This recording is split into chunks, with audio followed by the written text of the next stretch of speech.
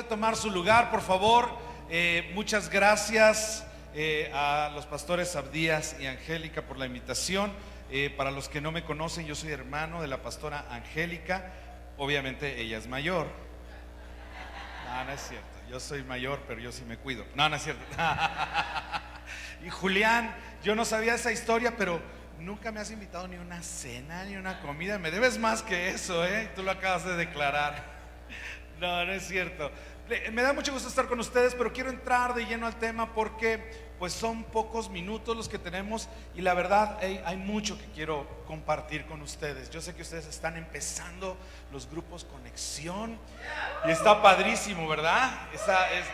Es una bendición tremenda que Dios nos permite conectarnos con los demás. Y lo que traigo esta mañana para ustedes va a ayudar un poquito a lo que están haciendo. Quiero hablarte precisamente acerca de lo que es ayuda idónea. Y permíteme empezar con esto. Dentro de los castigos que hay, castigos legales para el hombre, el peor se llama cárcel. Pero aún dentro de la cárcel hay castigos y hay niveles de castigos. Y el peor castigo dentro de la cárcel, cuando los presos se portan muy mal, se llama aislamiento. No sé si sabías eso. Y los mandan a celdas muy pequeñas, oscuras, y a veces los dejan días, a veces los dejan semanas, y hay veces que los han dejado hasta meses según la gravedad de lo que hicieron. Y muchos de ellos han perdido la razón en estos castigos, porque la soledad es tremenda, la soledad es destructiva. De hecho, es en la soledad donde las tentaciones más fuertes, los pensamientos más retorcidos, lo más oscuro, las malas decisiones, los engaños más dañinos vienen a nuestra vida. Es en medio de la soledad. El idioma de la soledad se llama engaño, se llama mentira, porque es en la soledad cuando vienen cosas a tu mente como solo a ti te pasa, todo el mundo está en tu contra, tú eres el único que sufres, o cosas como no vale la pena seguir viviendo. Todo esto sucede en medio de la soledad. Y sabes que aunque eso pasa en las cárceles, lo peor es que para muchas personas libres se han autoimpuesto este castigo que se llama soledad o que se llama aislamiento, ¿sí? Y déjame decirte que soledad no es simplemente estar solo, porque yo he visto matrimonios, hombres que han secuestrado a su mujer o mujeres que han secuestrado a su marido a una soledad.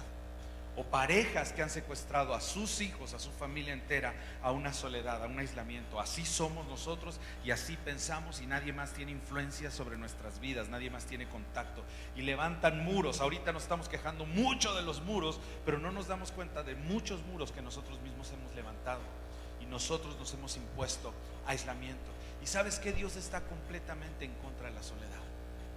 De hecho, cuando Dios creó el universo y todo lo que hizo, la palabra viene diciendo que Dios vio y dijo que era bueno, y vio lo que había hecho y era bueno, y vio lo que había hecho y era bueno. Y de repente llega un momento donde Dios hace la primera reflexión acerca del hombre. La primera reflexión bíblica que tenemos acerca del hombre se encuentra en Génesis 2, versículo 18, y dice: después el Señor Dios dijo, no es bueno que el hombre esté solo, haré una ayuda ideal para él.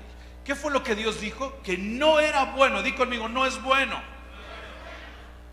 No es bueno. Y sabes que yo lo veo aquí en la Biblia, y a veces por eso no le damos el valor que tiene. La Biblia no nos dice que cuando Dios dijo que estas cosas eran buenas, no dice que Dios hizo una fiesta y brincó no, la Biblia simplemente dijo, Dios dijo que era bueno. Pero lo mismo, cuando dice que Dios dijo que no era bueno, tampoco ves a Dios jalándose los pelos y lamentándose lo que se creó, sino simplemente dice, no es bueno. Y por eso muchas veces no le damos el valor, porque no vemos una expresión tan grande. Pero la realidad es esta, y ayúdame con esta frase: lo que no es bueno es...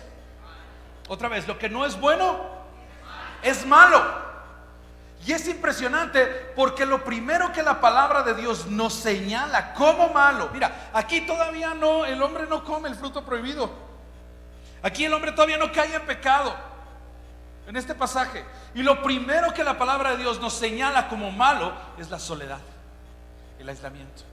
No es bueno que el hombre esté solo. ¿Y por qué es mala la soledad? ¿Sabes qué? Si tú eres un poquito como yo, a mí me gusta la soledad. A mí me encanta estar solo en mi casa. Mi esposa y mi hija estudian inglés y se van temprano a su escuela de inglés en las mañanas. Y quiero decirte que esos tiempos que ellos están en la escuela, para mí son de los tiempos más ricos en la casa.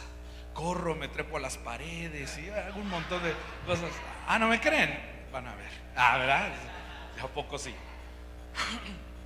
Y a lo mejor tú seas ese tipo de personas que dicen, pero a mí me gusta la soledad, pastor. Es más, es en soledad donde yo me puedo conectar mejor con Dios. Y yo entiendo ese aspecto de la soledad, de tener tiempos para ti. Claro que son muy buenos, son de mucho beneficio, ayudan mucho a tu crecimiento personal. Pero no nos está hablando de esa soledad la palabra de Dios. Nos está hablando cuando no queremos estar conectados con nada o con nadie, cuando no queremos recibir influencia absolutamente de nada. De eso está hablando. La soledad es mala porque la soledad es como las tinieblas. ¿Sabes qué son las tinieblas? Las tinieblas son ausencia de luz. Los físicos, si hay aquí algún físico, lo sabe.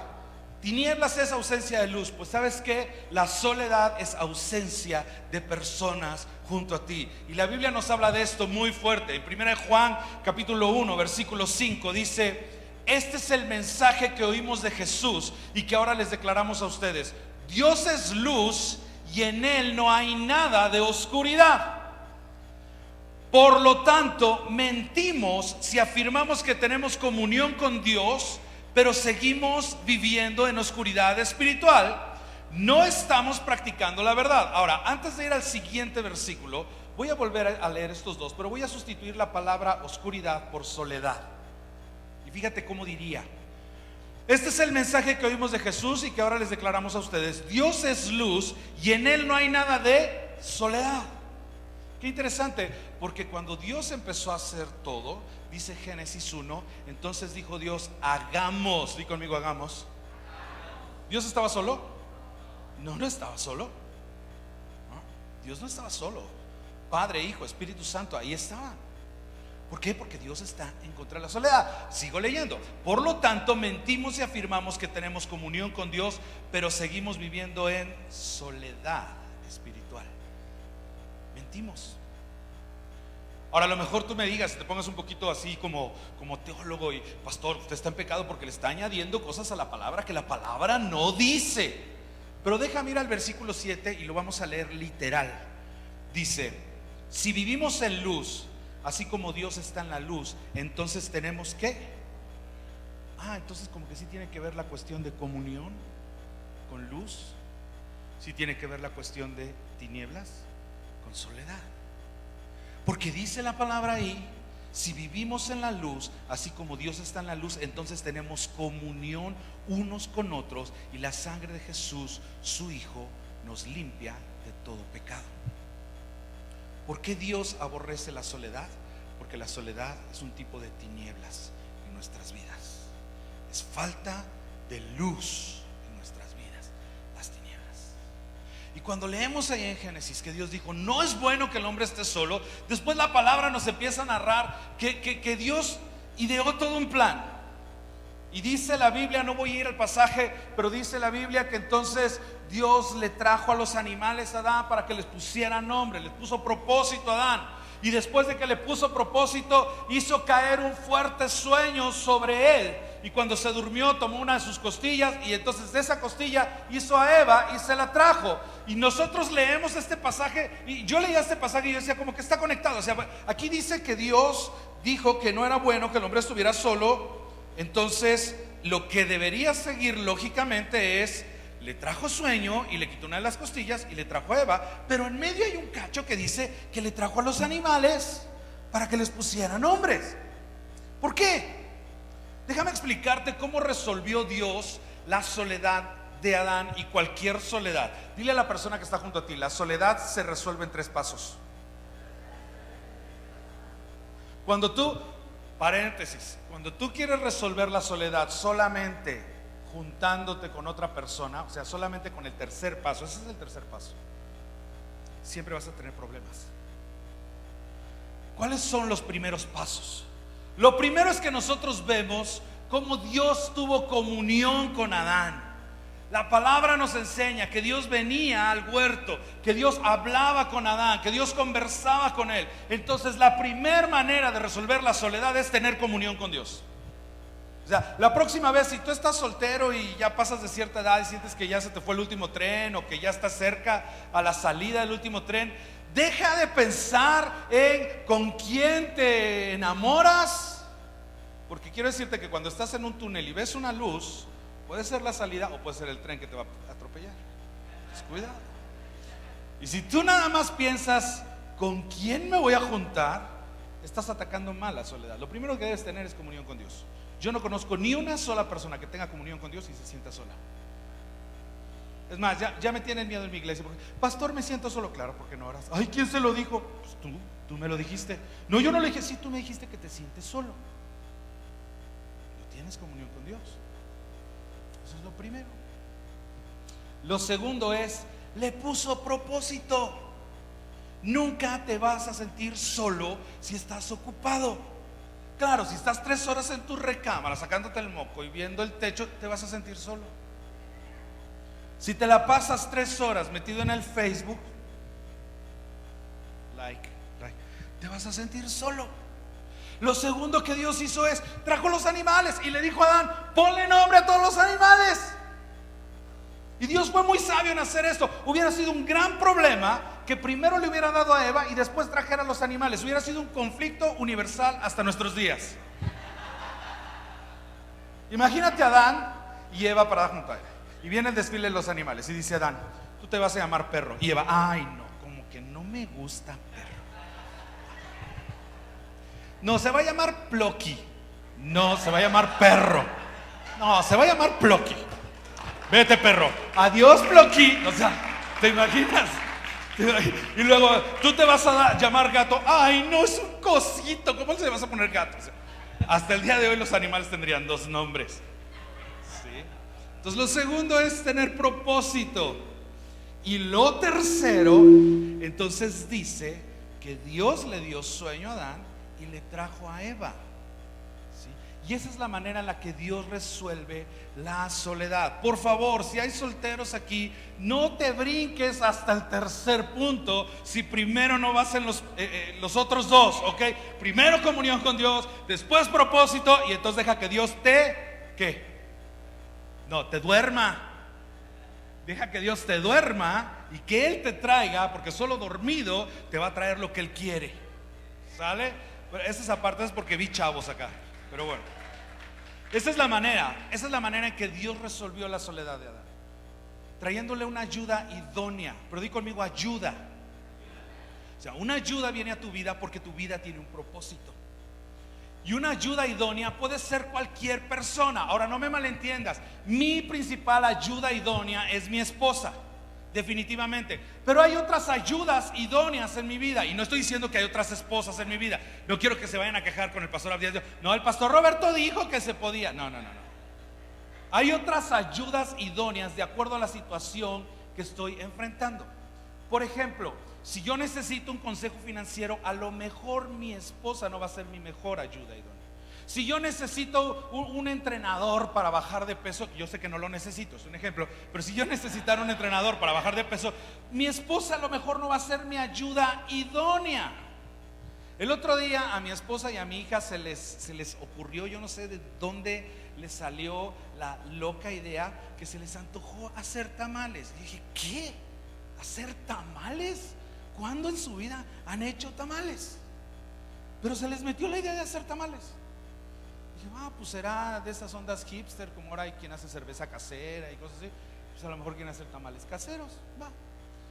¿Tú crees que yo les hubiera podido ayudar a hacer tamales? No, yo les ayudo a acabar con ellos, pero hacerlos definitivamente no. Y entonces mi esposa se acordó que una persona de la iglesia allá en Veracruz hacía mucho tiempo había hecho unos tamales deliciosos. Y habló y le dijo, oye, dame la receta de los tamales, quiero hacerlos. Y esta mujer le dijo, no, claro que sí, pastora, es más, yo voy a su casa y los hago junto con usted. Wow, padrísimo, quedaron deliciosos los tamales. ¿Quién fue la ayuda idónea de mi esposa? Fue ella, yo no.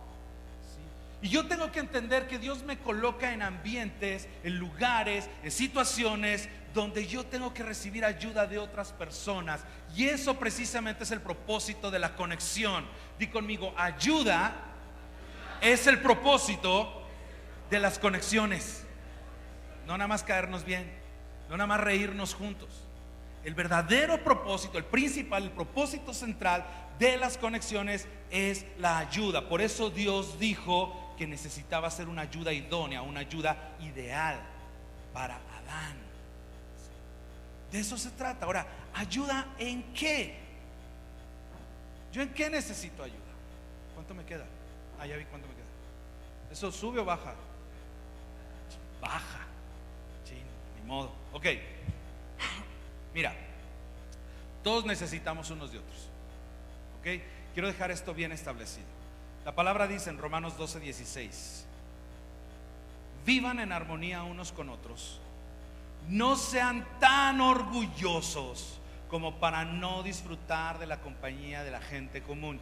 Yo sé que aquí no, pero en Veracruz nos pasa en la iglesia que hay gente que dice: yo no necesito de los grupos conexión, yo ya tengo mis cuates, yo ya sé con quién me llevo, yo no lo necesito. ¿Sabes qué dice la palabra? Dice: no sean tan orgullosos como para no disfrutar de la compañía de la gente común. Ahora, sí, porque hay quien dice: no, pastor, es que hasta en perros hay razas. O sea, ¿cómo me va a apuntar? ¿Cómo me manda ese grupo, pastor? O sea, la palabra es bien clara y dice: de la gente común. Y si de algo nos debemos de gozar, y si algo de influencia puede tener y poder puede tener nuestra vida para alcanzar a los que están allá afuera, es que seamos gente común. Dile al que está junto a ti: es una bendición ser común. Quédatele viendo al que está junto a ti y dile: de hecho eres bastante común. Pero me encanta este pasaje por lo último que dice. Dice: y no piensen que exacto, ¿cómo dice? Y no piensen que lo saben todo. Si estás sentado junto a tu cónyuge, voltea y dile: ya ves, ya te lo había dicho. Pero no había encontrado el respaldo bíblico. No lo sabes todo. Mi hijo, papacito, mi hija, no lo sabes todo, entiéndelo. ¿Cuándo te va a caer el 20 que no lo sabes todo? Luego entonces, de repente me gusta así como filosofar. Si no lo sé todo, luego entonces necesito ayuda. ¿Va? Porque siempre hay alguien que sabe más que yo. Siempre hay alguien que está más capacitado. Siempre hay alguien más espiritual que yo. Siempre. Y yo lo necesito junto a mí. No, pastor, Dios y yo. No, sí, pero no es lo que Dios estableció. Yo sé que tú y Dios, qué padre, pero Dios nos puso en una sociedad. Les decía el otro día a un grupo de personas: ¿saben qué? La realidad es esta: Dios nos hizo animales de manada, no nos hizo animales solitarios. Es la verdad. Suena feo, pero es la verdad. ¿Sí? Y bueno, yo sé que no somos animales. A veces nos comportamos de maneras raras, ¿sí? Cuando queremos ignorar los principios de Dios. Entonces, necesitamos ayuda. Pregúntale al que está junto a ti: ¿en qué necesitas ayuda? ¿Qué necesitas ayuda?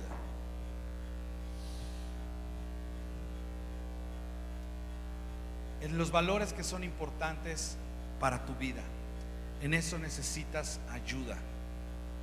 Y aquí te quiero decir cuáles son esos valores importantes. Si puedes apuntarlos, apúntalos. Ahí te van.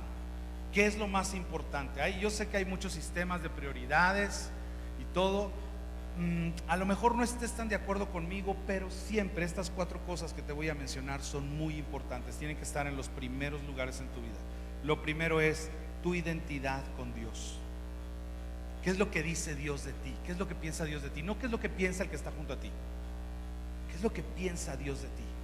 Eso es lo más importante. Si tú quieres tener verdaderamente sentido en la vida, tienes que estar conectado con lo que Dios dice de ti.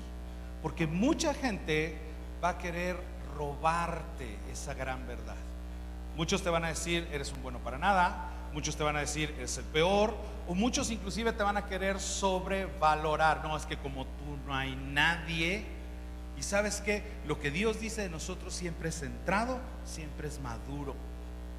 Una persona decía, y esto me lo grabé mucho, decía: no tengas miedo de los que hablan mal de ti. Tenle más miedo a los que hablan bien de ti y siempre te felicitan y siempre te dicen que eres lo mejor. A eso sí tenles miedo, porque eso sí tienen el poder de destruir tu vida. ¿Sí? Eso es muy cierto. Ahí hay que tener mucho cuidado. Dios siempre te va a decir lo que necesitas oír. ¿Quién eres verdaderamente? Eso es lo primero, tu identidad en Dios. Tu identidad en Dios te va a llevar a lo segundo. ¿Qué es lo segundo?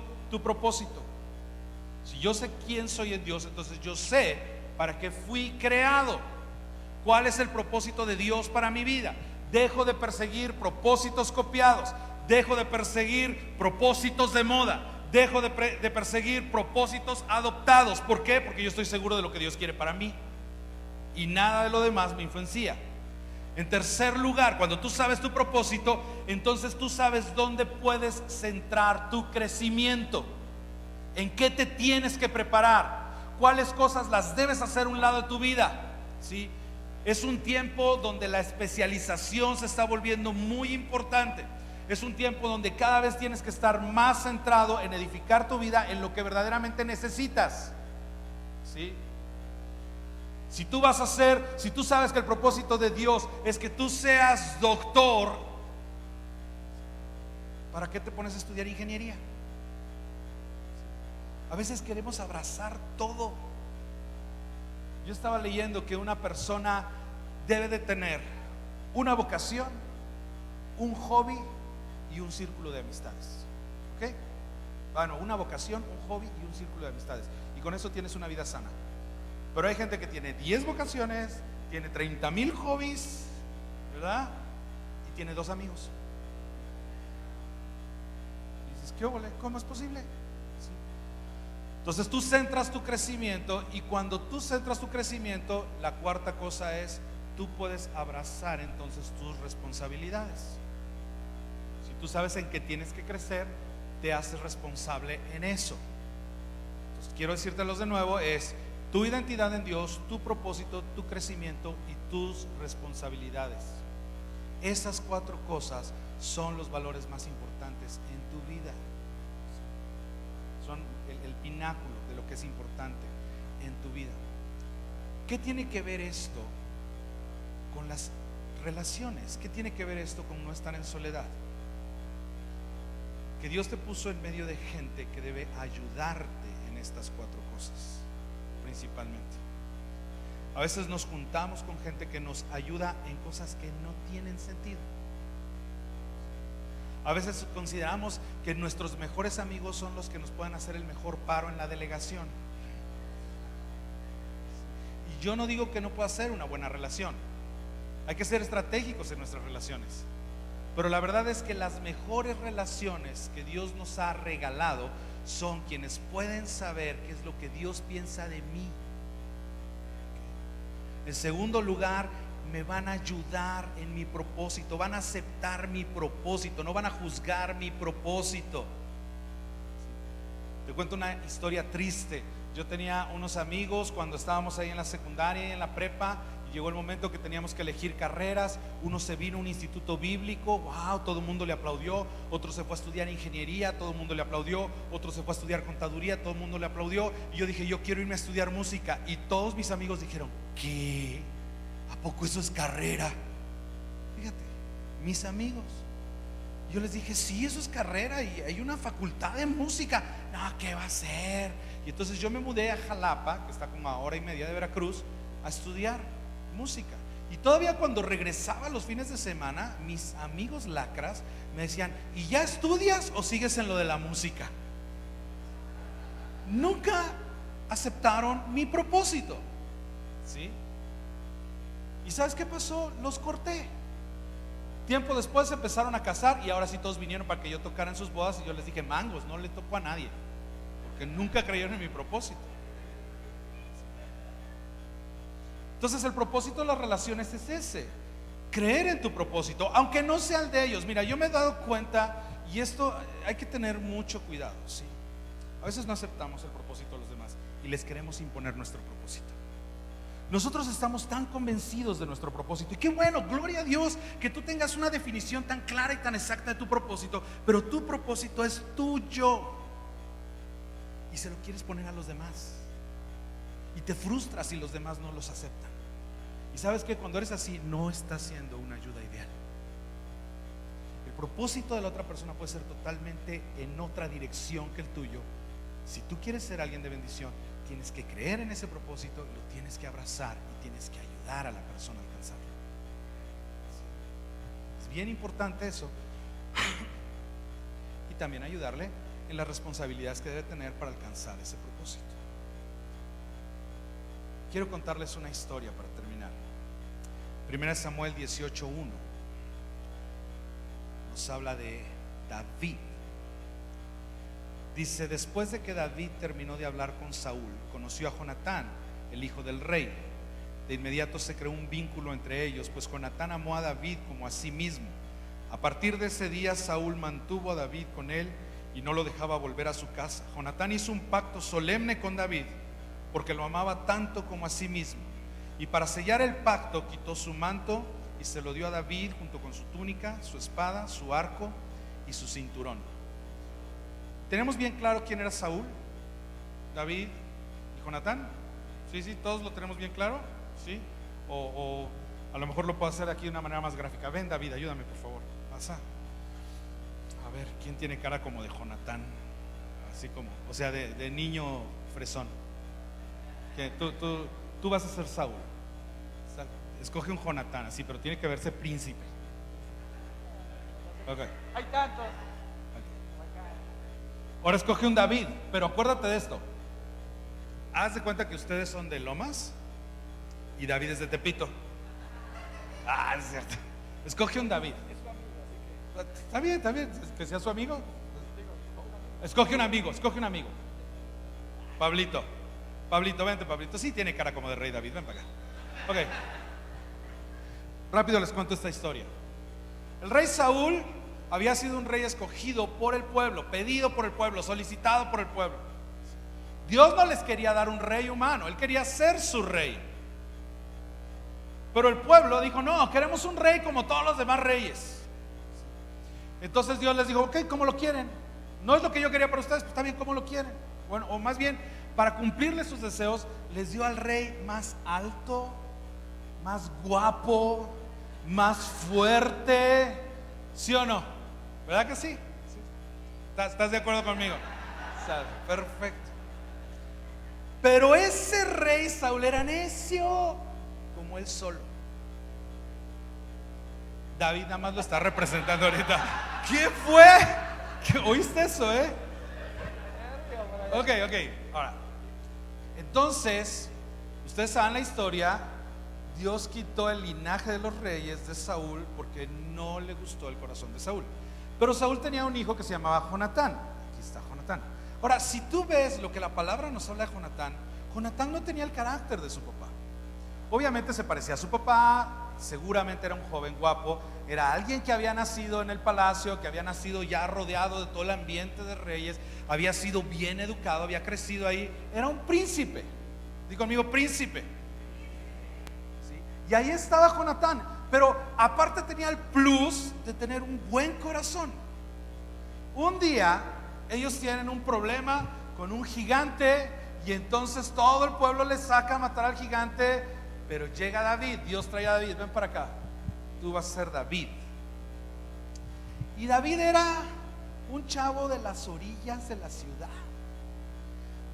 olía a chivo. Su hobby era aventar piedras y componer rolas. Si viviera en estos días sería un reggaetonero. Sí. Eso era David. Y era bueno para el trompo. No sé si le dicen así, trompo aquí, a agarrarse trancazos. Era bueno para el trompo. Es más, ellos no pudieron con el gigante, les vino a hacer el paro. Así de bueno. Era barrio. Sus lentes acá atrás, bro. Tu barrio te respalda. Así. Pero este personaje llega a la vida de Saúl y de Jonatán. Y Saúl, por conveniencia, lo agarra inmediatamente, ¿sí? Y Jonatán lo conoce. Vente para acá, Jonatán. Ok, tú, Saúl, ya quédate por aquí, nada más supervisando la situación. Y dice la palabra Fíjate lo que dice la palabra. Pónganse de frente, por favor. Ok. Dice la palabra que cuando Jonatán conoció a David, desde el principio lo amó. Uy. Actúen, por favor. Desde el principio lo amó mucho. Ahora, ¿quién era el heredero del reino? Jonatán.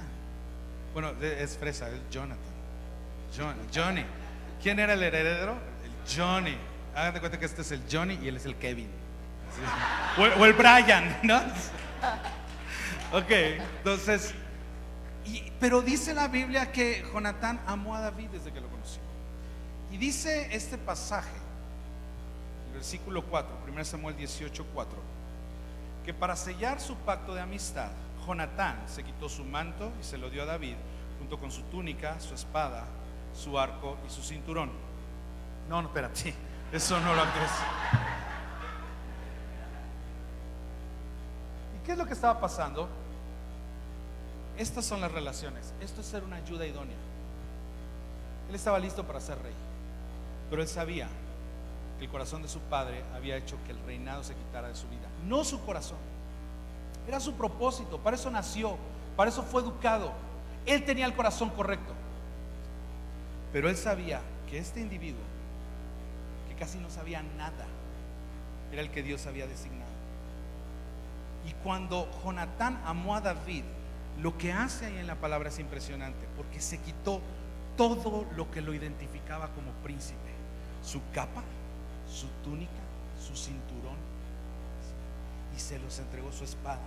Y sabes que la espada de un príncipe no es una espada de combate, es una espada de ceremonias, pero se lo entregó. Y lo que le estaba diciendo Jonatán es: yo entiendo tu propósito, yo entiendo tu identidad en Dios, yo voy a ser tu ayuda idónea, porque ese es el propósito de las compañías, ese es el propósito de las amistades. Aunque esa ayuda implique que yo me tenga que hacer a un lado, aunque esa ayuda implique que yo no conquiste lo que creí que era para mí, pero Dios lo puso en ti y yo te amo y te voy a ayudar. Y se lo entregó. Qué impresionante, porque David llegó a ser el rey más amado de Israel, ¿verdad? El mejor. ¿Sabes cuál era el apodo de David? La luz de Israel. Así le decían. Era la luz de Israel. Un rey excelente. Te quiero hacer una pregunta, por pura lógica. ¿Quién enseñó a David a ser rey? ¿Quién le enseñó el protocolo en las ceremonias? ¿Quién le dijo baja los codos de la mesa? ¿Quién le dijo quítale las eses a las palabras? ¿Sabes quién lo hizo? Lo hizo Jonatán. Porque eso es una verdadera amistad, una ayuda idónea. No es bueno que el hombre esté solo, le voy a hacer una ayuda idónea. Mi reto para ti en este día es: sé una ayuda idónea para alguien. Cueste lo que cueste, no importa qué implica.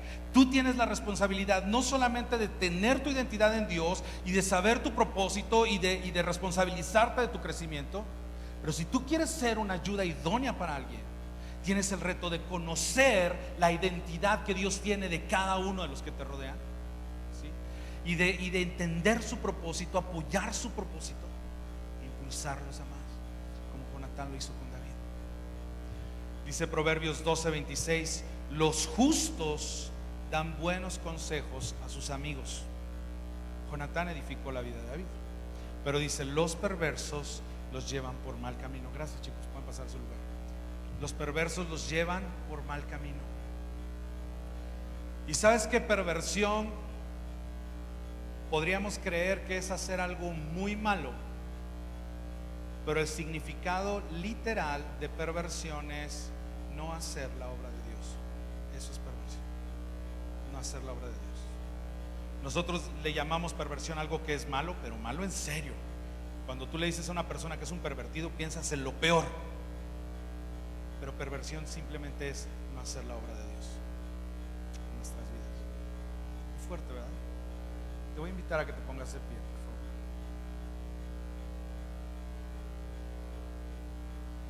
Nosotros como iglesia estamos también con los grupos y nos da mucho gozo. Vemos un crecimiento padrísimo en la iglesia, cómo las verdaderas amistades edifican, pero hemos abrazado este reto: ser ayuda idónea, ser la ayuda ideal. Y queremos tomar esa identidad. Queremos ser la ayuda ideal, porque eso es lo único que edifica vidas. Y si me permites, déjame contagiarte de esto: que tú puedas ser la ayuda ideal para alguien, no solamente para ti. A veces entramos inclusive a los grupos pensando solo en nosotros. ¿Qué voy a recibir? ¿Qué voy a aprender? ¿Qué voy a tener? Pero ¿sabes qué? Eso es solo la mitad. La otra mitad es yo, de qué le voy a servir a la gente, en qué le voy a ayudar. A lo mejor yo no soy el coordinador o el mentor, no sé cómo le dicen aquí. A lo mejor yo no soy, pero eso no implica que mi vida no deba de ser de bendición para los demás. Tiene que ser, y es mi compromiso, y es el llamado de Dios para mi vida.